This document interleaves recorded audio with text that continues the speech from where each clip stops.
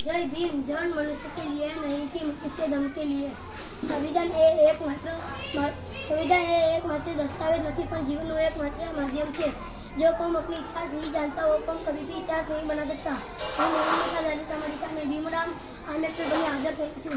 મારો જન્મ 14 એપ્રિલ 1851 મધ્યપ્રદેશના મધુરાનગરમાં થયો હતો. મારી માતા રમાબાઈ ભીમરાવ આંબેડકર અને પિતા રામજી સતપાલ છે. મારા પિતા લશ્કરી શાળામાં શિક્ષક હતા. મારા 14 ભાઈ બહેનોમાંથી સૌથી નાનો. હું જ્યારે 6 વર્ષનો થયો ત્યારે મારી માતા મૃત્યુ પામ્યા. ત્યારે જ મારા પિતાએ નિર્ણય લીધો કે મને ખૂબ જ ભણાવશે. હું બહાર પડતી ભણવામાં ખૂબ જ તેજસ્વી પણ દલીલ હોવાના લીધે એ શિક્ષકોને ક્લાસથી બહાર બેસાડતા. ત્યારે મને મનોમન નક્કી કર્યું કે મારા જેવા ઘણા ભાઈ બહેનો છે.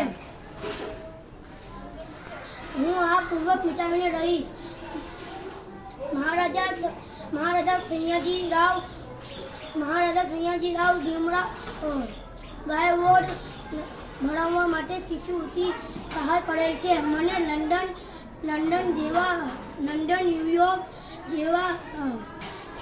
જેવા ઘણા બધા દેશોમાં ભણવાનું સૌ